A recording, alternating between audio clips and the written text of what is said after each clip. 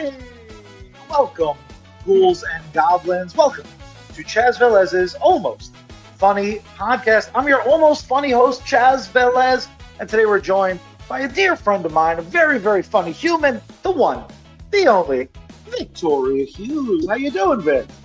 I'm good. How are you, buddy? I am very good. Thank you so much for on such short notice joining me for this auspicious second episode of the podcast. A little bit of house cleaning before we get going. I know the audio still isn't fixed. We're going to get the audio fixed, but you guys need to do your part and watch and put up with how amateur hour the production is until I get my shit together. That's just how that works.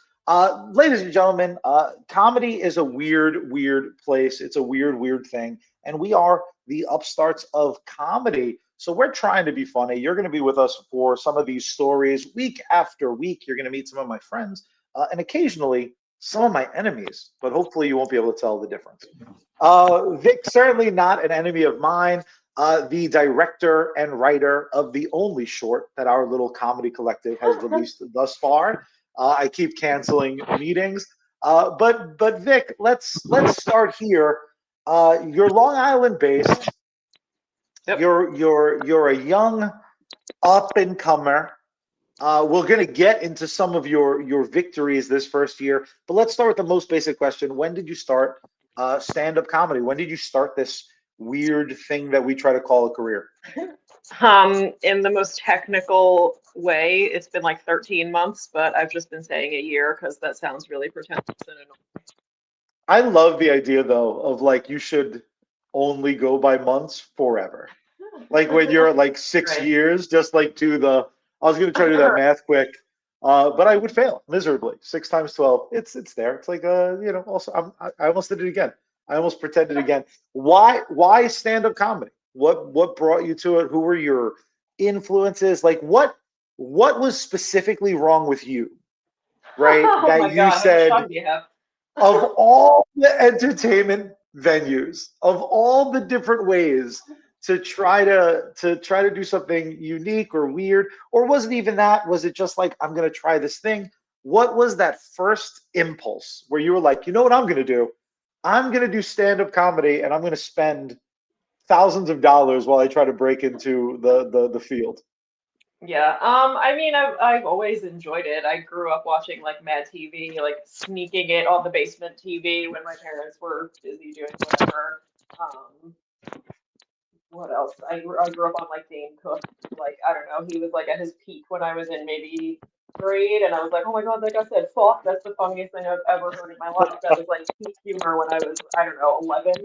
No, but I've always enjoyed making people laugh. I was always doing impressions when I was a kid at family gatherings and stuff like that. I used to line up my stuffed animals and do shows for them in private, in confidence. But yeah, I don't Amazing. know. I've always wanted to do it. I just didn't think that I could. I didn't think people would think I was funny. I was like, oh no, it's only funny to me, or it's only funny to my friends or my family, whatever. I just didn't have the confidence. But I just ran out of reasons not to do it, and now here I am. I feel because I always, and again, it's a good thing. Just purely, probably life wise, you look way younger than you are. You're actually 48. A lot of people don't know you're an adoptive mother of 9. No, I'm actually just be 162. I died on Tuesday and I'm just a corpse rolling. Because what's weird is of all the things I expected you to say, never would I have expected Mad TV and Dane Cook Oh to yeah. be influences, because it's easy to, frankly, it's just easy to forget Mad TV was a thing. I remember they made a huge deal 15 years ago. They tried to do a revival, but it was on Yeah. CW and none of the original cast Yeah. was brought in. I think Plus there was more. maybe Mad TV felt, to me at least, it felt like the cool kids SNL. Because the Yeah. minute that SNL had this weird arc, and it still does, where it's it's so corny and kind of hacked to say it, so I apologize that I even started down this road. But SNL ebbs and flows with people, Yeah. right? It's the best, and then whatever three seasons that anyone thinks are the best, the preceding seasons and the following seasons become trash. So Right. I remember Farley and Sandler, and I was like, it's Sure. never gonna be better. And the one difference maybe for me is because of my brother, like I had access to SNL way too young. So like Yeah. Yeah. Murray and Aykroyd, like I was able to kind of see the original like cast, and I'm like, they're brilliant, but those are the classics. These are my contemporaries. Little Charlie said. Um, but then I like SNL. I tried to get back into because Yeah. there is so much talent. It's a revolving door of some of the best, Mhm. funniest people ever. Like, do they fit into molds? Maybe, but Right. what am I, an executive? Like, it doesn't matter to me. I wind up seeing this showcase. Mad TV was like, these are my friends Right. that just are smarter than me. Like, they're so smart, they're able to be dumb, right? Like, what was it specifically about Mad TV that pulled your attention when SNL was the viable option, or did you kind of do both? Were you Yeah, kind of I mean, like, I did both. My parents liked SNL. I can recall like the Will Ferrell days. He was one of my favorite people on SNL. Keenan obviously is like a mainstay. You know, he's great. I also enjoyed Pete Davidson's brief stint on SNL. I know, like, love him or hate him, whatever. I know we're a nation divided on Pete Davidson, but I think he's funny. Um, but yeah, I don't know. I mean, I guess like the skits on Med TV sometimes were maybe a little grittier than SNL, like they were riskier. And I don't know. I just was like, this is so like fun and silly, and the characters were really dynamic. And I, my one of my favorites. Do you remember? I can't remember the actor's name right now, but he played Stewart, that like yeah, adult man baby guy. yes.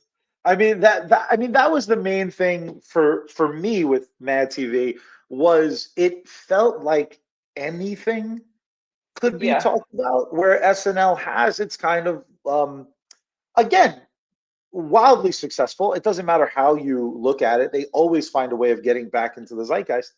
But SNL is like, we're going to do political, we're going to do news, we're going to Mhm. do this, we're going to do that. Right. With Mad TV was like, like I remember when, and again, I'm going to be terrible at performers' names. At some point, we're going to have to add a producer to the show if I even make a nickel off of this. But the like when Steven Seagal would show Mhm. up on Mad TV, it didn't matter what else was happening in my life. That's what I was going to be solely focused on. Yeah. When wrestlers would show up, when I mean, again, that early season with Artie Lang. What's crazy about Mad TV, and I didn't even know this, and I'm the biggest John Leguizamo fan. Mad TV is kind of a spinoff of a show called House of Buggin'. They tried to do Mhm. like an all Latin like SNL type show. And I've tried to watch it. It's like very hard to find, but it's crazy that like losing a thing that seems like would have been the thing I love led to this thing that's iconic. It's so stupid. It's so easy. Mhm. I think it's impossible not to love Mad TV. The same way I think it's impossible, if anyone's honest. Dane Cook winds up getting to be considered an all-time great for Yeah. nothing other than his ability to act in the moment, to Oh pretend yeah. the He's a social media machine. He aspect. really is. He's a, and Yeah. again, that 30-minute Comedy Central presents Hmm. is legendary. At the Yeah. time, it wasn't something that other people weren't doing. But again, Dan was the first one kind of through that TV door. He got that 30 minutes for a reason. Yeah. So I want to ask you this. It's an easy segue. Um, what are your comedy sensibilities, if any? Right. What I mean by that, because again, I know I'm kind of forcing you this directionless. I appreciate you taking the number two spot for the shows, but for me, there are people who go up, and you kind of have a little bit of everything. So feel free to steal that answer. But there are people that go up and they're kind of like Rodney Dangerfield. It's Hmm. set up punch, or Mitch Hedberg type, which is the more surrealist version of that, or they're storytellers, and even within storytellers, there's the Louis C.K.'s, there's Right. the Pete Davidson kind of has an overarching arc with his stuff. There's people who do character work. When you started in comedy, and even now, because again, 13 months is nothing, right? An amazing thing of you being 13 months is you have now statistically, and I could have this info wrong, but I was provided it. 80% of people who start stand-up comedy quit within the first 12 months. Now, this second year, I think there's another 60% drop off. So you have 11 months to kind of wind up in this group within a group. And then we're still looking down the barrel of, like, from my understanding, it takes 5 years to know what the fuck we're doing. And that seems, I don't know about you, anytime I have to do a bringer and I start flop sweating days before, I kind of still realize there's a long road ahead. But for you, what's the sort of comedy that interests you versus what's the type of comedy that you think ultimately you're trying to fit in the category of? Yeah. I mean, I don't really subscribe to the idea that I want to be like anybody. I feel like that shouldn't be the goal. Like, I don't want to be like Louis C.K. because he's already a guy. Like, he's already Louis, you know what I mean? Like, he already Yeah, he's exists. already So it's crushing like, it. right. So it's like, I Career-wise, don't I'm know. not going to get into the Oh, questionable yeah, no, no, aspects of no, no. that's none of my business. I certainly don't want to be like him in that way either, but I'm just for, Well, for because example's you're sake, trying to be like Bill I just Cosby. want to You've told bring what everyone, I and you make the right. best drinks at parties. Oh my God. Not quite, but no, I mean, I don't want to be compare, like I'm not doing it with the goal of like I'm gonna be just like so and so. Like that just feels, I don't know, like pointless to me. Like, why Yeah, are you trying to be like somebody else when they already exist? So I don't know, yeah. man. I just like, Be the first Vic Hughes. right. I do what I do. I like to do characters. I can throw my voice around in weird ways. I like to tell stories. I do like to do impressions. I haven't quite figured out how to fit that into my shtick yet, but there are some low level impressions that I can do. Um, I'm very small. I know you can't tell on screen, but 4'10", and this like deep voice that nobody is ever expecting to come out of my mouth. So I don't know. There's a lot of like unique, weird qualities about me that I feel like I can use to my advantage that other people don't Yeah, have. So I'm just doing my own thing. I don't know, man. I'm just throwing stuff in the soup at this point. Like I don't know what I don't know. I don't know what it's gonna be, but yeah. I'm having a good time. I like comedians that are maybe a little more like intellectual.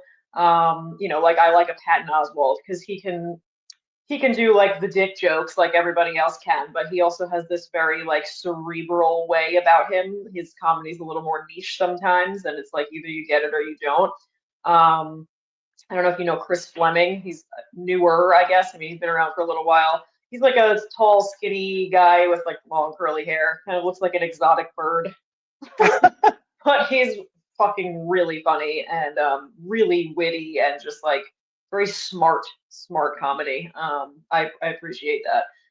But Dane Cook is a legend. I grew up on him. He's done questionable things too, I'm sure, but I don't know. I just was like, here's this lunatic that's like jumping around on stage and like everything that he says is crushing, and I'm like, I want to do that.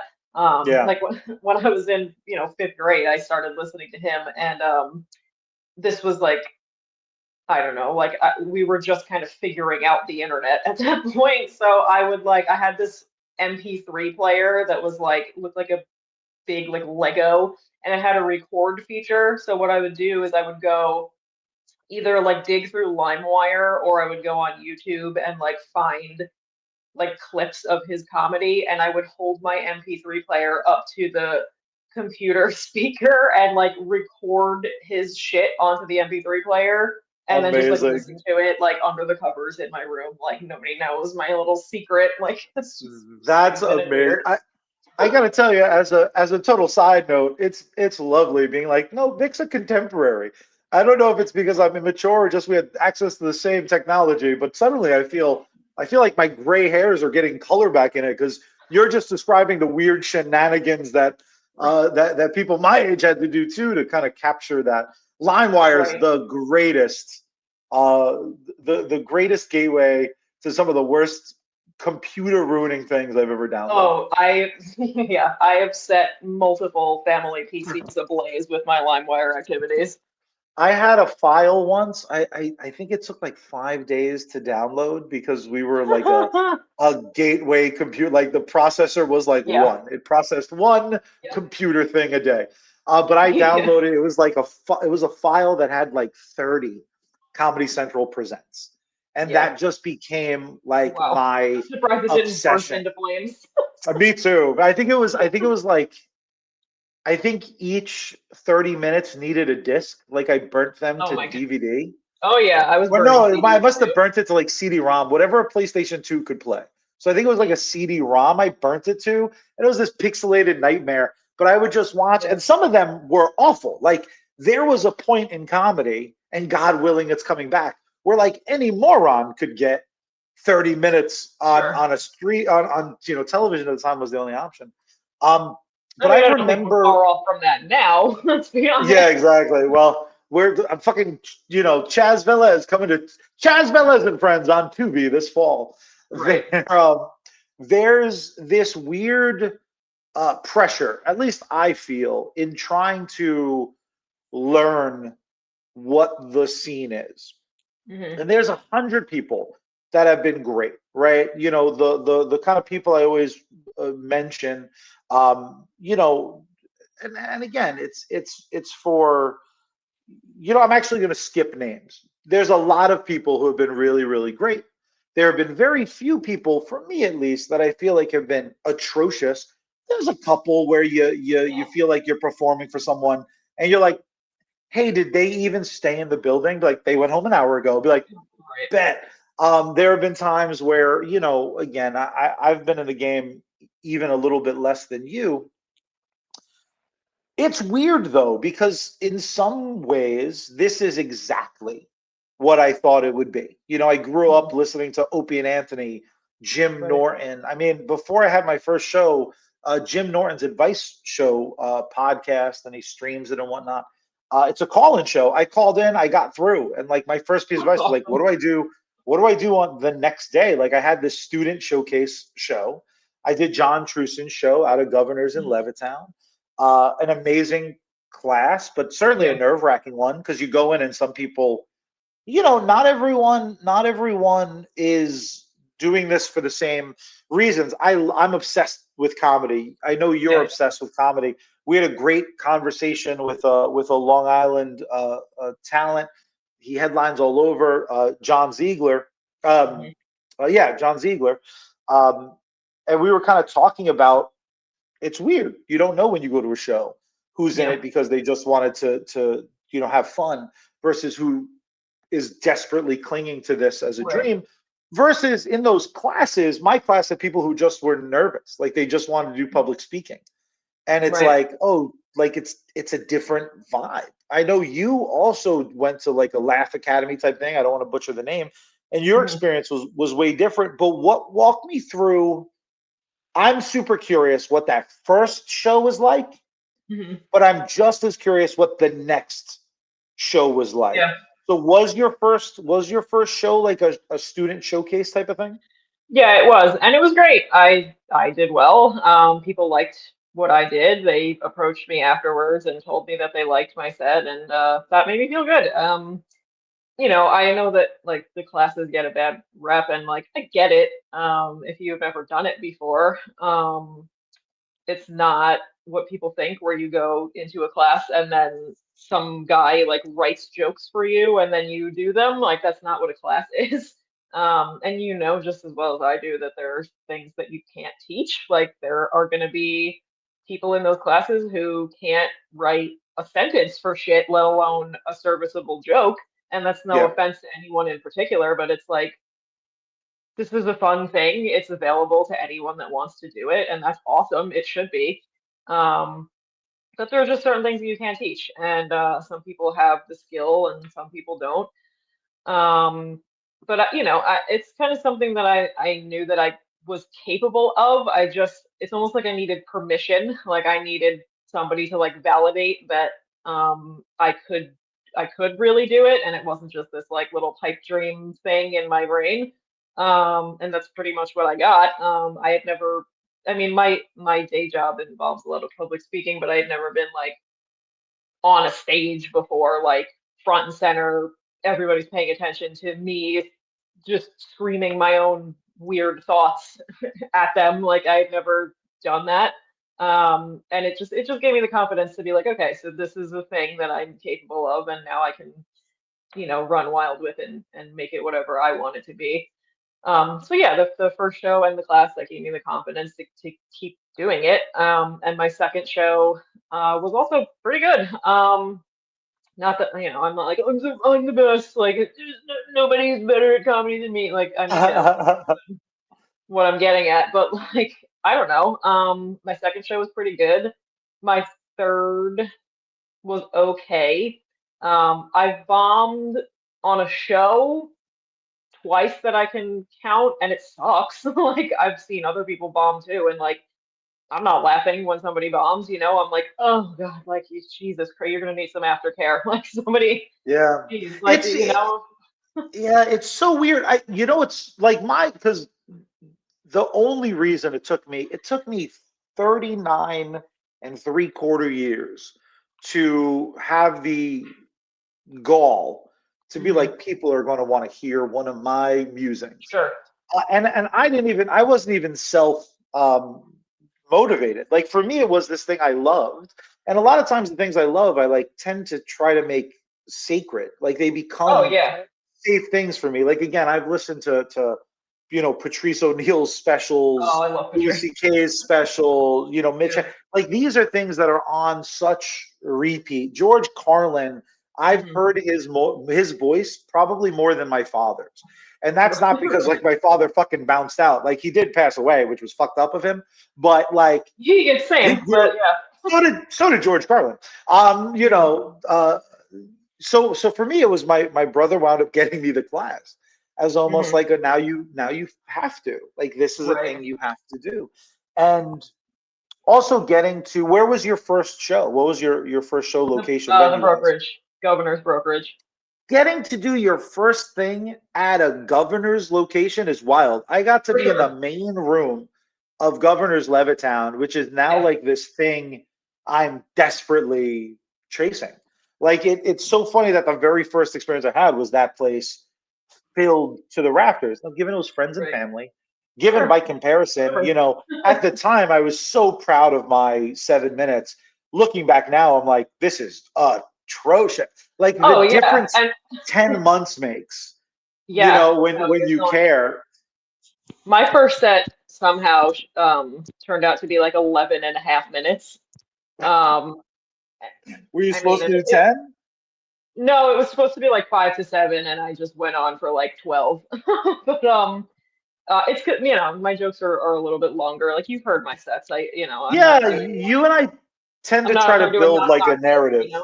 Yeah. Yeah, yeah. Although I So. like, are you jealous of people who are great at, like, in 7 minutes? Mhm. Realistically, if we're not talking about tags or asides, 7 minutes, I don't want to talk about your sets like I've seen all of them. But you and Yeah, I average between like 7 and 10 jokes in 7 minutes. Now, sure. given we try to add tags and sometimes I'm not as successful, but some people in 7 minutes drop 50 jokes. I'm Right. so jealous because I can't naturally write like that. Mhm. Two, I don't know that, like, the idea of one day getting to like 15, 20, 30, 45 an hour Mhm. and doing like some of our peers, if they do an hour tomorrow, it's going to be 2,000 jokes. Like I don't know how they have a voice left after some Sure. of their sets. Is there like a joking style that you're jealous of, or is it just like, you kind of at this point, 13 months in, you kind of know relatively what the lane you're comfortable in and Yeah, like, I mean, or is there I something wouldn't like, say that I'm jealous. Good for them if that's what they're enjoying and they're good at it. I think it's so individual and it's so subjective. Like if that's working for them, that's great. That doesn't tend to be the way that I write. Um, I've always been a writer. Like I've been writing since I was like 4 or 5. Like I picked it up real quick. So I've always just been interested in writing, and my jokes are a little bit longer. I mean, not all of them, but like you've like the ADHD bit that I did when Yeah, with the diagnosis, and I brought up um the paperwork from the psychiatrist. Like that's a long bit, but there's a point to it. It's every yeah. like chunk of that bit is its own joke. So it's it's a little bit longer, but it's a different thing, and that's something that I do that other people can't do. So it's like Yeah, we all have a thing that we yeah. do that maybe somebody else can't do, and that's fine. Like I don't, again, I like think it I don't makes for be, the best shows I've been on. Has like yeah, every flavor. Like there right, there there are some shows that I've been lucky enough to be a small part of that you're just like, who's on the card? Like you're in yeah, the green room, or for the most part, it's like at the corner of the bar where we're mhm. kind of contained to. Just ushered into, yeah, Sometimes I see some of these local headliners that we get to work with, and I'm just like, oh, they're serving up a totally different flavor of hmm comedy, and I think it's going to make for a better show. Was there like the bombing thing, right? You and I are very protected. What's the longest set you've been given so far? I got to do one 15-minute set for a very very funny guy in the Giggle Room, which is part of Governors for those that aren't local. And the mic stopped working 4 minutes in. The mic like just died. So yeah, I'm doing the set, and it's going well. yeah, I opened really strong, and I had a lot of momentum. The mic dies, and luckily I'm such a loudmouth that I right, just like it's a smaller room. Like the Giggle yeah, Room's a yeah. Good tiny rooms are room. pretty small, So I just was like, guys, I'm good, right? Like I don't need this stupid thing. So I like hung the mic. yeah, I right. do another like 4 minutes. One of the waitresses come up with a different microphone, and they're like, try this. And I'm like, would love to not have to try this right now. But I made like Yeah, I of course was talking about like my dick going into something. So I sure. pantomime like the cord, and it got like the cheapest of cheap laughs. And I got through that 15 minutes, and I felt great about it. And it was Terry McNeely, and hmm was the headliner and the guy who put on the show. It was a great show, packed room. The Giggle Room isn't a huge room, but it's not an easy Right. room to fill, and it was filled to the rafters, as the kids say. And I get off, and Yeah, I'm like, oh, Terry, I'm your new favorite guy, right? Because I fucking was unflappable. And he was like, yeah, man, nice stuff. And I was like, fuck. Like I thought, like for a second, I was like, he's gonna be so blown away by the fact I didn't panic. But Terry's he's been doing this so probably seen long. so much. Like it's been Terry's so much probably been worse. on stage where his cigarette has lit the stage on fire. Like Right. you talk about headliners who will not um like cannot be fucking paused. Oh So yeah. it was still cool, but 15 minutes has been the longest I've been booked for. One other time I Yeah. wound up doing 15 minutes because the guy coming on after me was like smoking a cigarette or taking a shit, and the promoter was like, and I Yeah. Keep didn't it. know Yeah. what this meant. I thought he was saying like I was being recorded. I was like, I don't give a shit. Like, so I'm in the middle of my closer, and at the Yeah. time, my closer was like a minute 30 seconds. So like again, a bunch of jokes in between, but it's like this big arc. Right. So there's no pausing it. I'm like Right. Right. talking Right. about people. So I get to the end, and he's just like stay on stage. So I wound up doing like newer shit that I half finished. Yeah. Yeah. And Yeah. that went okay. But what's the longest you've been booked for so far?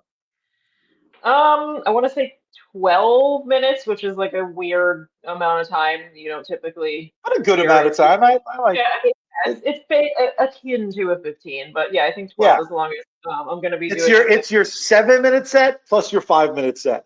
I think that's why Right. Yeah. 12s are so prevalent. Yeah. Now, when the couple times that you haven't done well, or the couple times you bombed, your words, not mine. Were they shorter sets or were they longer Yeah, sets? they were. Yeah, shorter sets, older crowd, which is fine. It's I mean, my fucking nightmare, Vic. My nightmare is doing 15, 20, 30, 45, and eating shit. I can mhm, get through 7 minutes blindfolded and on fire. Every goddamn open mic I do, it's a bunch of my peers not enjoying my material. Like there is, do you have anything in comedy? Like when you're looking down the road and there's so much to be excited for, there's so much that we I don't know about you, I always need to kind of like rev myself up before a show because like the self-doubt demon is constantly like over my ear being like, you're fucking terrible. Um, do you have like a fear? Is there any like, not necessarily like it's paralyzing or that it keeps you up at night, but what is your comedy fear? I guess just not making it out of here, not advancing to the level that I would like Oh, to, not getting off of Long Island, which is it's doable, but it's hard I when mean, you have a day job and it's a all that stuff. bitch. It's a bitch. It's It is a also, bitch. do you feel a weird pressure in having like done okay in your rookie year? Like, is there Not really, only because I was never expecting to have done as well as I did in the first place. So, I honest to God, and I don't know if it's because I listened to so much Opie and Anthony when I was growing up. I just expected a bunch of people to be disgusted that I had the audacity to try to do comedy. And some like people the will, the and who Long gives a Island, shit? dude, the Long Island community, like minus a few total douchebags who like they're not douchebags because of comedy, they're douchebags because of their personalities. Right, Minus sure. the like I have a list. I'm one of those people that I'm like, I hope I make it just so I can not book someone someday. Like Right. I'm so fueled by a little bit of spite. It's insane. Um, but it's now I just feel like if I wind up doing the show for more than 10 episodes, people are gonna be like, fuck, he hasn't invited me on yet. I'm the douchebag. And listen, if you think you might be, who am I Yeah, to you correct probably you? Like you got some soul searching to do. sure. But the so we had a great feedback mic at Island Cava, Yeah, I was there last night. a Monday mic for any, if any of my foolish comedian friends are listening to this, I highly recommend it. But we were really lucky. John Ziegler was in a real chatty mood. We wound up talking for It's not 90 rare. minutes after the mic. Like, yeah, exactly. Yeah, I Um, was there last night. It's more of the same, which is I yeah, love it. yeah. He mentioned though, like he mentioned the like, make sure you don't make sure you travel. Make sure you get on that train. Make sure you get out. Oh yeah. Man, it's such a weird pressure. Not because it's so much of this game is networking. So much of this game Oh is yeah. kind of like glad handing. And I Mhm. have such a natural like ew to phony. It's Yeah. tough though, right? Because I like, especially I love comedy. So if I'm at an open mic, for the longest time, every open mic I went to, I got a reputation for like laughing too much, and I have become self-conscious about it. What?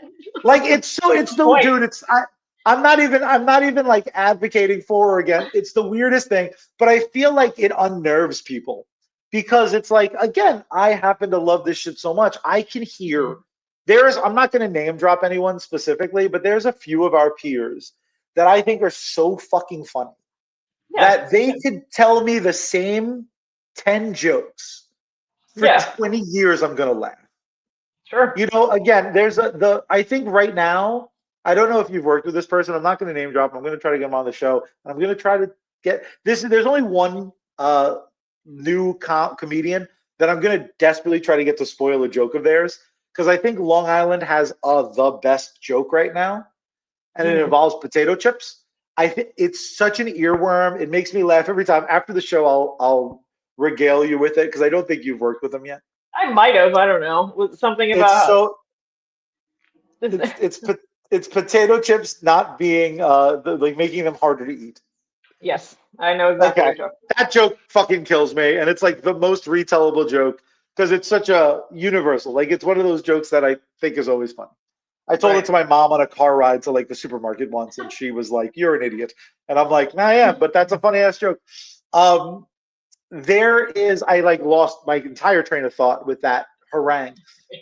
The pressure of getting out of Long Island Yeah. is trying to find a community elsewhere Right. because so much of this game is a bringer. so much of this Yeah. game is pay to play, right? Like you bring four people, guess who gets to perform? It's actually a great time if you guys want to help Vic out. She has Please. a show coming up, Monday Madness, with our Oh, look at good buddy that. Greg. New York's Funny Man presents. Greg, I'm not going to try to pronounce your name, Greg, because I butcher it every time. Monday Madness, a Monday show at the world famous Broadway Comedy Club. Vic, is this your Broadway Comedy Club debut? It is. Ooh, that's amazing. It's a great room. It's the Red Room upstairs. I got to Yeah. tell you, I judge a lot of venues by how delicious the food and drink is. They're like a one-man army. I thought everything was really delicious. It's like very Yeah. basic. It's very like comedy Yeah, club yeah. I standard mean, I was there watching you a couple weeks ago. I only because you're ordered a good friend. a ginger ale, but I thought it was very crisp, I have to A say. But that's like, so they had one of those things where they had like the generic energy drink because I'm not a soda drinker anymore, so I just tried to destroy my heart a different way. The fact that like it was a company I never heard of and it was still delicious, and I've had a couple little nibbles there now, and it's really great. I love that place. But Broadway Comedy Club, a new venue, a new place to kind of meet and talk to people. The one downside is the Red Room doesn't have a proper green room. So it was Mhm. kind of difficult for me to make sure I kind of got everyone on social media, which is like my main way of kind of reaching out. Right. I think it's the way you and I um, Hmm. started chatting outside of like, Yeah. you and I hadn't done a bunch of open mics or Yeah. No, shows I together. think I I had met you for the first time at laugh off. Paradise, maybe. I Oh think it was yes, no, that'd Paradise. be right. That'd be right. And it's it's interesting because there's like the people you click with. I mean, you Ryan Young, Dan Mhm. LaFontaine. We chat a lot. Like we're like a little corner of the comedy Right. universe. Um, so it's interesting because we're all kind of at that first year-ish, Hmm. 1 to 13 months crew, and then there's already a group. There's like two or three groups behind us now. My Yeah. buddy Kim Davinsky, very funny lady. She started like 6 months after me. Hmm. Yeah. But even past that, there's new people. What was that, Vic? I saw her last night at the at Ziegler's thing. Oh, awesome, awesome. I mean, the Kava feedback mic might be my new desperately try to get to mic because it's just great. Yeah, it's really Someone good. who's Yeah, made a shit ton of money in this business, like John Siegler's no fucking joke. His specials on YouTube, it's very, very funny. it's really good. If I I watched remember, it. I'll drop the link. It's amazing. That's a dude who's like fought through some stuff. How Mhm. when we look at our story so far, for you 13 months, for me slightly less, it's impossible not to talk about the Long Island Laugh Off, which, ladies and Hey. gentlemen, the winner of the 2025 Long Island Laugh Off. How was that? Was that your first kind of comedy competition? For those unaware, the Long Island Yeah. Laugh Off is really for anybody who's relatively new to the industry. Again, you're kind of someone, a great comedian. The name eludes me right now. He basically equated years doing comedy to how old you are in comedy, which sounds like obvious, but he means like if you're great, you can be great in your first year. You're great for a 1 year old. You can be great in your fifth year. You're great for a 5 year old. You can be great in your 10th year. You're great for a 10-year old. Um, or I think it was 10th grader, rather, is he equated it to grades. So there's people that have been absolutely crushing it, that are already at the feature level, that are still doing this comedy competition. There's people like us that are rookies. What was your feeling going into it? It's easy now to look back and say, and it's kind of been the thing I've said a lot, but I couldn't tell you when I started thinking it. What I love about competitions and contests is it's a good room. It's a Yeah. full room. So for me, it was like it's not completely a bringer. It's a Mhm. thing with a goal in mind. Right. I'm just going to go do the best I can, and I felt very, very lucky because John Truson runs the Long Island Laugh Off, and Mhm. frankly, he was very upfront about the goal. The goal was to Right. have a good time, have a good show. Right. When Right. that's the goal, hell, Easy. moving on winds up being this like fun additional thing, Right. right? Right. Winning has to feel great. But again, I'm sure there's part of you that's like, someone's going to fucking call me a douchebag now because of Oh, so many X, people Y, or have. Z. People who weren't even It's, there were like, "You fucking rigged," and I'm like, "Okay, write a better it's, set then." I don't know what to tell it's you. fucking insane. It's insane. But regardless, what was that first round like for you? It was good. I mean, I almost didn't even enter.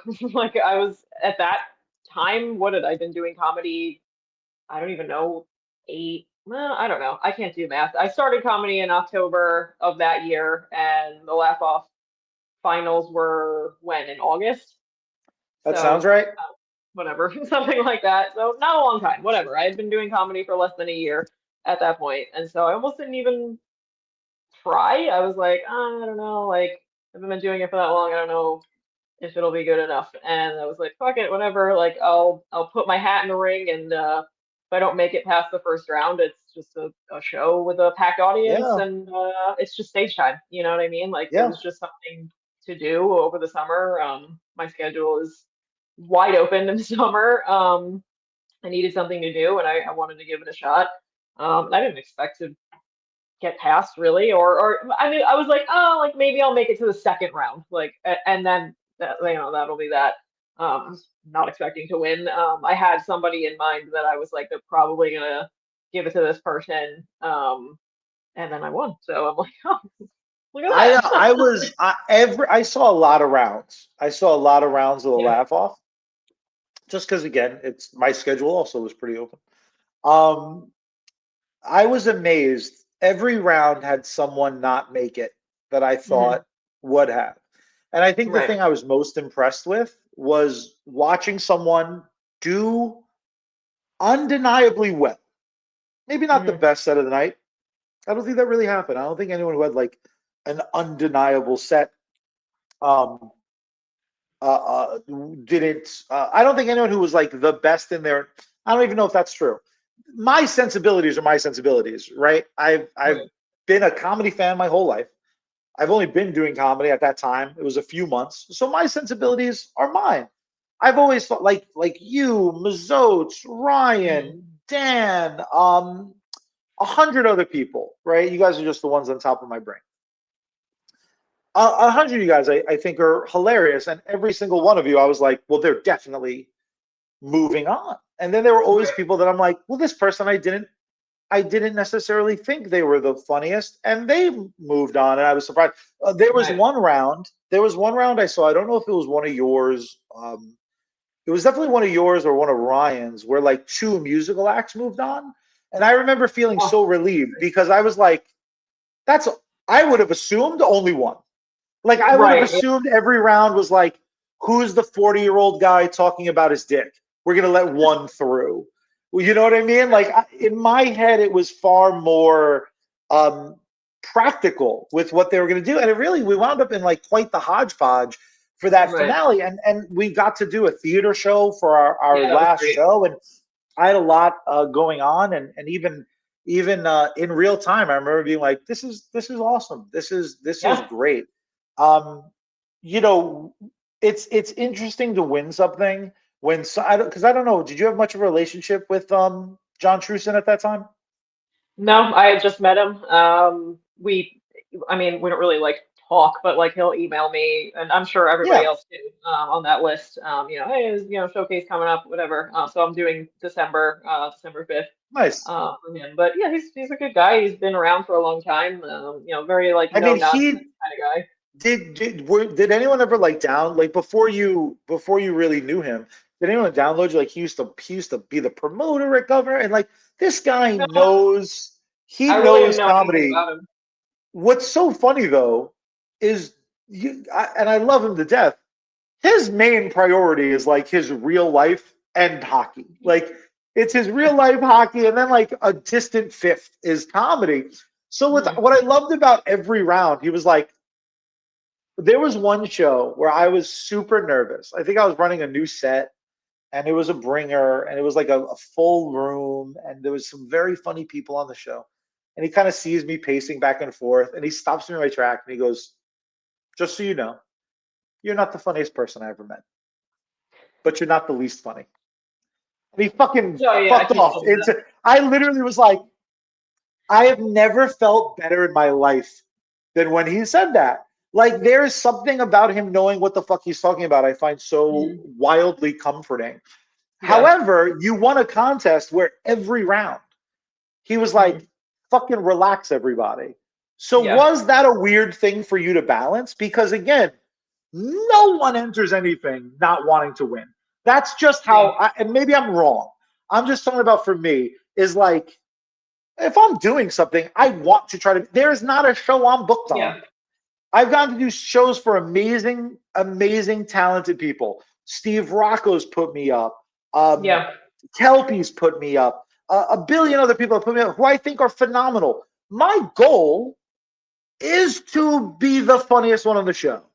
Not Mhm. a goal I accomplish often because, again, there's a ton of people who have been crushing it for a long time. Doesn't change my goal. I'm trying to get the most laughs. I'm trying to get the big laugh of the Right. night. I'm trying to get the most like, hey man, you were funny. I just did a show, a great show, double headliners. Um, they were incredible. Two people I like super look up to. My goal was to be funnier. I wasn't. Not even fucking close. Like, put me on a show with some of these guys. They're gonna crush me. But that's the Right. game. Luckily, comedy is not weighed as like normally we're not kind of putting a line and be like first place, second place, third place. Right. Was it weird navigating that afterglow of like people you have never met being like fucking rigged, or was it weird having people suddenly be like, oh, I'm so proud. Like even Yeah. I I mean, find it was myself mixed, incredibly, honestly. Yeah, yeah. there was I got mixed.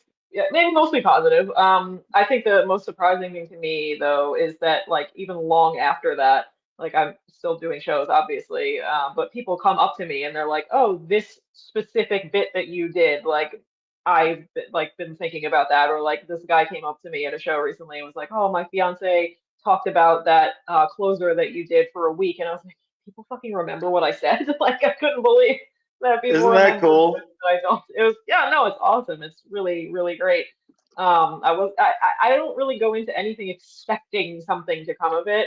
It's more Yeah. just like this is something I've wanted for a long time and I'm making up for lost time, I guess, and anything that comes of it is just this like really unexpected bonus kind of situation.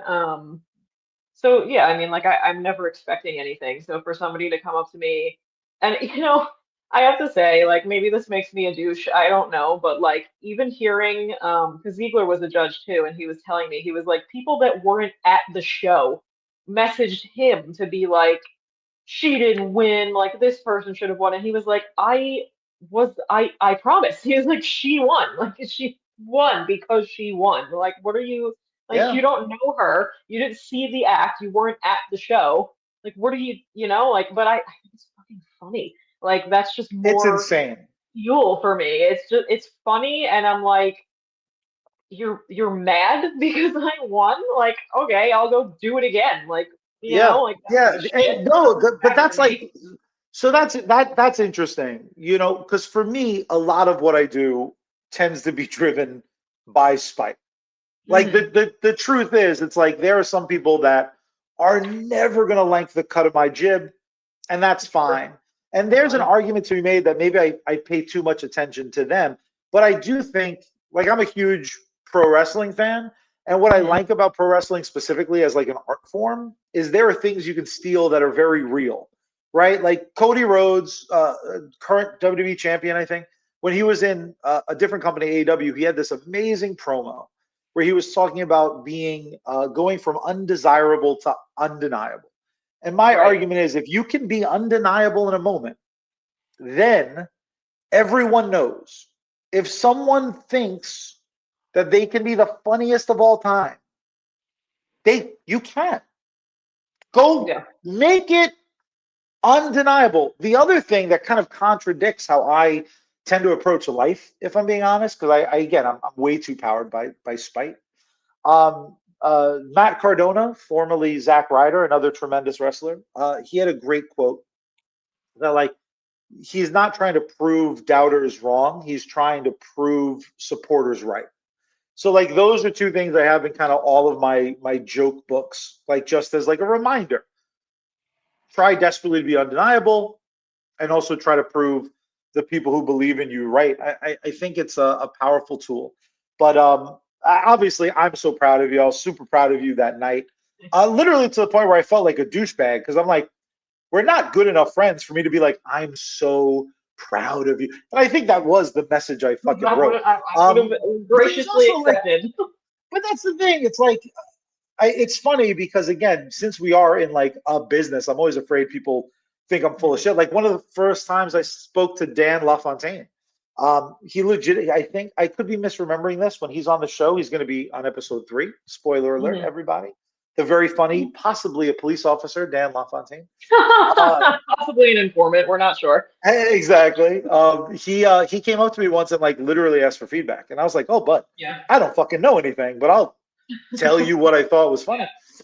And even that conversation was great because again, like there most people I work with I think are either very funny or very capable of being Hmm. funny because you see someone at more than one open mic, you're like, oh shit, Right. this person's fucking going for it, and there's something beautiful about that. But Oh I yeah, think we like banded a Greg on. Cassiano kind of character. He is so fucking funny, and I swear to God, he gets funnier at every mic that I see him at. Like he's just the whole thing, just the outfit, the cadence. Like he's his it's own it's character. absolutely I think he's great. crazy, I think and he's it's great. also crazy to see like him from day one, kind of like Right. that's it's lunacy. It's lunacy Mhm. how goddamn funny, but also how like genuinely kind and cool and fun to be Mhm. around and like a pleasant vibe. Again, a thing Yeah. that I'm like the correct level of jealous about. Because there's like something natural to that, like the Greg being Greg thing is like that's a one of one. There's no you can For sure. impersonate that, but like people would know who the fuck you're playing. Like people would have Right. a real good idea. Same with like Steve Mazzotes, who hopefully we'll have on the Mhm. show. Greg will hopefully. My goal is to kind of have everyone who's done an open mic near me at some point on the show. But I'm gonna do. Let's do a couple rapid fire questions. Get Sure. as deep into it as you want, but just a little something to send people home with. Um, have you ever changed a joke mid set because of the crowd reaction? You ever like Um. introduce and just have to like on the fly revise or go like a B track? Has there been one that's been really noticeable? Not really. I mean, I there are plenty of jokes that I have where I have like alternates, like I have several versions of the same joke, and I just do whatever I'm feeling in the moment, like whatever. I don't know, it's hard to explain. Like you just are kind of like that's what I'm doing and you just go for it. Um and it's been working. But then I've also changed my set at the last minute before even going on stage. Like you've seen me do it, where I'll write a joke at the bar and be like, "Fuck what I was gonna do." Like this, I'm doing this now, and it works. So like, which isn't something that everybody can do. So that's a skill that I'm proud of. Yeah, You and you saw should be. me win the laugh off that way because of a thing that happened that I won't go into. But I That was wrote a hectic, I'm that was hectic crazy. fucking thing to see. Like again, I'll get into it at some point. At some point, I'll probably have the three of you like reverse the power on this show. By the three of you, I mean you, Dan, and Ryan. I'll Yeah. let be like co-host, and I'll just be the guest. But like that wasn't like that day for me. It was just happening in a hectic time of my life. But I remember Yeah. one of the things I was able to focus on was like I think I might be misremembering this, but I think you came up to me and you were like, "Did I just fucking hear what I think I heard?" And I was like, "Yeah," because I kind of was in the People wings were the whole. texting me from the audience, like, "Is that?" And I was like, "Ah," and I just I took it like had out a and panic I attack for you. wrote a new joke backstage, and it won me the night. And it's one of Fuck my most yeah. viewed on my Instagram, and not that that's saying much, but it was a great joke, and it was, Fuck like yeah, really good. it did its job, especially. Is Mhm. there a topic that you want? Is there a topic, a subject matter, a specific thing that you desperately want to tell a joke about, but you haven't figured out yet? That you can spoil? Like for me, Um, anyone who's been to an open mic with me knows I'm like trying to find a funny way to talk about like the worst day of my life. And it's like it never fucking yeah, works. Like I tried it at Cava I thought it was once, great. and I I remember like I changed the vibe of a night a few weeks ago because like my opening words were like, my brother died suddenly, and then everyone was like, I had an aunt who died. Like everyone just went up and they were like, Oh I'm yeah, I also know that sad a was lot. so. I fucked a It just turned vibe into for like an a glee entire group. show. I'm like, what the fuck is happening right now? But that was funny though, and I liked the material that you did at your Broadway show. I thought that was very funny. Oh, thank And I you. do the same thing with my dad because he died very tragically and suddenly. It was not expected. He wasn't sick, like he just was gone. Um, and that was it'll be 10 years next month, and I haven't fucking Oh, gotten sorry to hear over that. it. Yeah, no, thanks. Dude, But I mean, you've my heard me father do the dead died. dad joke, you know? Yeah, my dad died 16 years ago. I don't think I'll ever be over it. Although it does give me a good idea. We should really just like promote a show where none of us have dads. Be the sons and The dead daughters of dad no show, one. yeah. You're Yeah, right, just right. a dead dad celebration. We'll promote it with pictures of them. That could be fun. Yeah, Let's could make be. sad happy. Okay, sure. But is there anything else like that that you still just haven't unpacked? I mean, I'm pretty loose with it up there. I mean, you've seen me. Uh, I would say just because of the demographic, I don't do a lot of my like gay stuff on Long Island because it's not really the crowd for it. Although, What? so yeah, you might be shocked to hear that most of the population wants me dead. But um, I hate that that's funny, but it's funny because yeah, it's sad, it's and okay, it's sad whatever. because it's true.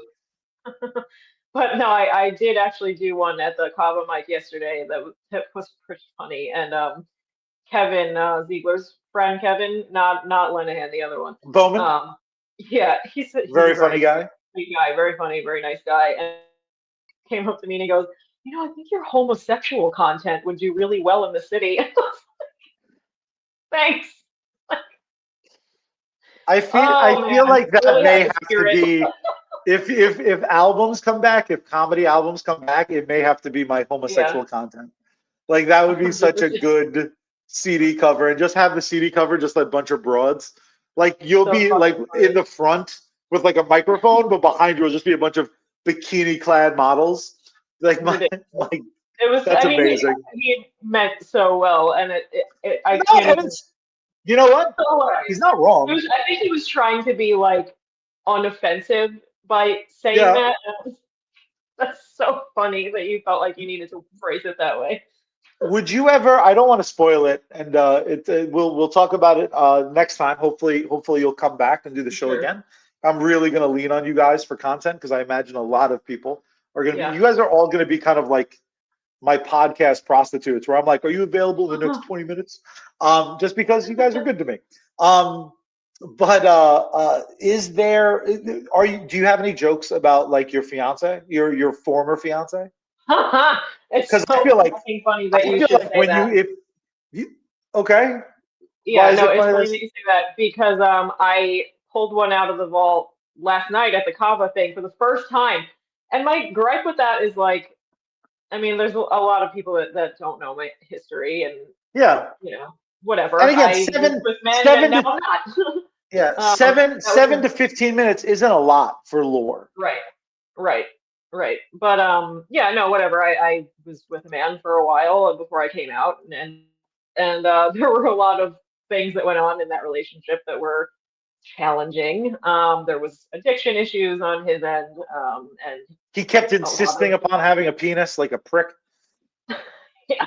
Just But there was a work lot with going you. on there. A lot going on there. But I have dabbled with the idea of talking about that stuff, but at the same time, like I don't want to be disrespectful, because I haven't spoken to the guy in 8 years, but he was a big part of my life. He was with me when my dad died, so I'm like towing a line of being like, do I Yeah, do I make a joke about that? You know what I mean? But like, I'm not gonna say names or anything. Like Yeah, nobody's I mean, told me, kind I don't want to of. break any hearts, but like a lot of my stories are amalgamations. Like most of the stuff I talk about on stage, like even when I'm trying to write stuff about my brother, that's Right. where I kind of sneak in stuff about my father passing. It's just Mhm. easy to kind of conjoin the two. Honestly, saying that out loud, maybe I should try to write it the opposite. Maybe I should talk Mhm. about my dad and then sprinkle in brother stuff because Right. the one's kind of fresh. But we're just about wrapped up. I'm gonna hit you with two more. Um, in 5 years from now, Mhm. 5 years from now is really it'll be your sixth year, Yeah. 6 years and 1 month. Yeah. Um, what are your goals? If the show is still happening 6 years and a month from now, Yeah. what do you hope you will have accomplished? So It right can be as now, big or as little as you want. yeah, going into 2026, my goal, something that I'm doing currently, is I'm trying to get a good enough tape together to start submitting for some festivals that I'm interested in, because that'll get me off the island, first of all. Um, I just want, I want to explore. I want to meet new people. I love to travel, so honestly, it's a good opportunity for me anyway. And I'm trying to do festivals in places where I'm already planning to go, just to Smart. kind of make it a little easier for me. But yeah, I would like to have some festival credits by the end of next year. Really hoping that that pans out. I have a few in mind that I'm working on putting a tape together. I think I'm gonna be filming my Broadway set, that like weird, do you see that contraption that they have on the I love wall? that. Awesome. I'm actually Incredible. I'm like, like, I'm that's exactly super what I need. mad that I didn't take advantage of that either time Yeah, I've been. I did a yeah, birthday show in that room, and I've done that. I've done Greg's show, which you yeah. know because you were cool enough to come through for me. Right, right. Um, And you're but coming to mine, right? hell yeah, it's gonna be fun. It's gonna be fun. Yeah, Actually, a really good lineup on that show. I'm actually gonna put that poster up one more time for those yeah. that will see this in time. This will definitely be up before the 24th. But man, that's exciting. Then that's a good it's a good plan. Yeah. The the weird part is so much of this is kind of like day to day. Like I'm a little bit stressed about, Mhm. I'm going to an open mic tonight and I have a Yeah. new chunk of material I want to try to get up because I have a show Thursday. Yeah. And it's already, when we're recording this, it's already a Tuesday for God's sake. Um, but it's fun. Vic, I got to tell you, man, it's absolutely been a pleasure to have you on the show. Thank you so much for doing Thank you. Of episode 2. Hopefully you had a course. little bit of fun. Of course. Hopefully we didn't get too into the weeds. There's a lot more to talk about. So she'll be back soon, hopefully. I'm going to put her on the spot, even though this is live to tape. So like you could just lie right now. But hopefully episode 4, we'll have the whole gang together for the first time of hopefully many. But Vic, anything else you want to drop? You can follow Victoria here over on social media. She's at vh.comedy on Instagram. Is that what you are on the other social medias too? Or are you on like TikTok and stuff with that? Yeah, TikTok. Yeah, TikTok. Same thing. Beautiful. You can see her very, very funny short video. I'm not saying that I feel like I was a co-star of that, but I've gotten very good feedback. I've heard a lot of great things about my personal performance, given it's been from my mother. You did But great. nonetheless, you can follow Vic. Obviously, please follow me at Chaz Velez on all socials, and hopefully come back for whatever day that this show goes up every week, because I don't know yet. We are going to move to a live format at some point, but it's probably going to be some live to tape. If you have a suggestion for the show other than me eating shit and dying, please drop it in the comments below. Either way, hit like or dislike. Do any of the things where it interacts, because then people see it. If you're so kind, you could even share the show. For the incredible Victoria Hughes, I, of course, am Chaz Velez. That's the show, folks. Thank you for listening to our almost funny episode of this almost funny podcast. Till next time, peace.